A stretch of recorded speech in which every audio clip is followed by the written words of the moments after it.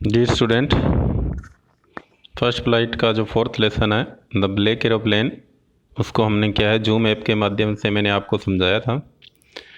और अब आपको क्या है इसकी वीडियो मिलेगी जिसमें क्या है इसकी समरी आपको एक बार फिर से क्या है समझाई जा रही है। It was very clear night without clouds.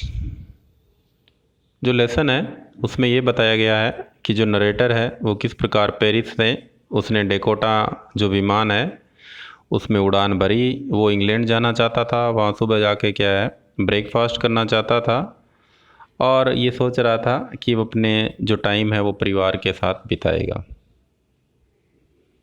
तो इसी से संबंधित ये कहानी है। तो जब उसने उड़ान भरी, it was very clear night without clouds, बिल्कुल क्या थे, बादल नहीं थे। The moon and the stars were shining, चंद्रमा और जो सितारे थे वो चमक रहे थे। The writer was happy, he wanted to fly alone in the sky. It was 1:30 in the morning, लगभग क्या है 1:30 का टाइम था। The writer was in his old Dakota, जो विमान उड़ा रहा था उसका नाम डेकोटा था।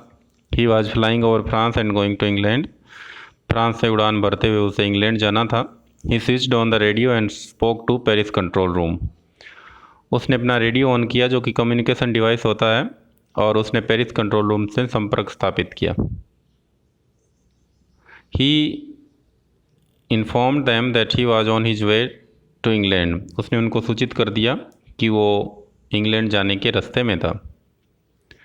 After talking to them he turned his plane 12 degrees west towards England, उनसे बातचीत करने के बाद उसने अपना जो विमान था वो 12 डिग्री वेस्ट की ओर मोड़ा।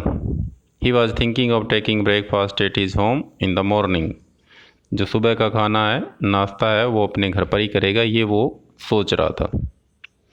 All was going well but all of a sudden he saw storm just before him, जब सब कुछ ठीक चल रहा था तो अचानक एक तूफान उठा। The clouds were looking like a huge black mountain, जो बादल थे वो बड़े बड़े पर्वतों की तरह नज़र आ रहे थे। Paris was about 150 kilometre away, और अब जो उससे पेरिस की दूरी थी वो 150 किलोमीटर अवे थी, मतलब उसने लगभग इतनी उड़ान भर ली थी।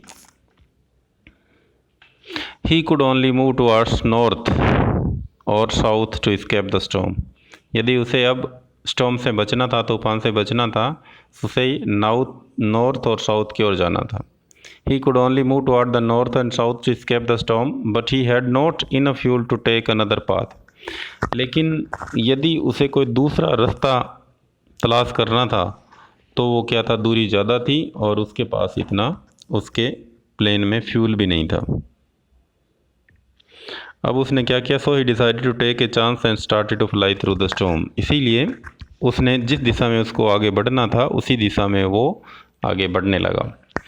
When he was in the middle of the storm, जब वो बिल्कुल उस तूफान के बीच में था, it became so dark that he could see nothing, बिल्कुल अंधेरा हो गया, वो आगे कुछ देख ही नहीं पाया। He tried to take the help of the different instrument but all of them were dead, उसने जो कंपास थी, रेडियो थी, उनकी सहायता लेने का प्रयास किया लेकिन सारे के सारे इंस्ट्रूमेंट डेड हो चुके थे। His compass was revolving round and round and the radio was dead, उसकी जो है कंपास जो दिशा सूची के अंदर था वो लगातार गोल गोल घूम रहा था, मतलब वो डेड हो चुका था, दिशा नहीं बता रहा था, और जो कम्युनिकेशन डिवाइस रेडियो थी वो भी काम नहीं कर रही थी। He felt helpless, now he was repenting his decision, वो उसे अपने इस डिसीजन पे, जो इंग्लैंड जाने वाले डिसीजन पे पश्चाताप हो रहा था। सडनली ही सा अनदर एरोप्लेन, एक उसने और एरोप्लेन देखा। The plane had no lights on the wings, इसके पंखों पर क्या थी, कुछ लाइट नहीं थी। But he could see that plane just before him, लेकिन वो देख सकता था कि प्लेन बिल्कुल उसके सामने था, आगे आगे था। He was also able to see the pilot's face clearly, वो उस पायलट का जो फेस था उसको भी बहुत साफ जो है दिखाई दे रहा था। He was happy to see another person in the dark storm, वो दूसरे किसी प्लेन को उड़ाते हुए देखना उसके लिए बड़ा अच्छा था क्योंकि वो मुसीबत में था। The other pilot wanted to help him and asked the narrator to follow him, दूसरा पायलट था, उसकी सहायता करना चाहता था और उसने उसको इशारों में क्या, उसका पीछा करने के लिए कहा। After that the narrator followed the plane for half an hour. आधे घंटे तक वो उसी डायरेक्शन में उड़ता रहा जिस डायरेक्शन में आगे का जो विमान था उड़ रहा था। There was not enough fuel left in his old Dakota. अब इसके जो डेकोटा विमान में ज़्यादा ईंधन नहीं बचा था, but he kept following the plane, लेकिन अभी भी वो उसका पीछा कर रहा था। All of a sudden the plane of the writer was out of the clouds. अचानक जो राइटर का जो डेकोटा प्लेन था वो बादलों से बाहर आ गया, मतलब वो क्या था, अब सुरक्षित था। He was happy to see two straight lines of the lights before him. उसने अपने सामने क्या है, कुछ दो स्ट्रेट लाइन्स देखी। इसका मतलब क्या था, वो रनवे पर जो है अब उतर सकता था। It was a runway. The writer was now safe. अब वो सुरक्षित था। He turn to see his friend in the black aeroplane. अब उसने इधर उधर मुड़ के देखा कि जो जिसने उसको गाइड किया था वो एरोप्लेन कहाँ है। There was nothing, the black aeroplane also had gone. जो ब्लैक एरोप्लेन था वो भी जा चुका था। He could not find it anywhere. उसे कहीं दिखाई नहीं दिया। The writer landed near that control room.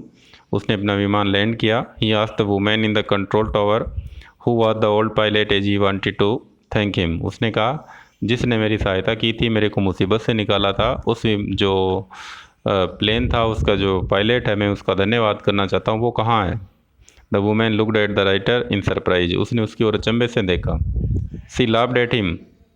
वो हंसी जोर से। And told him that only his aeroplane was visible in the radar.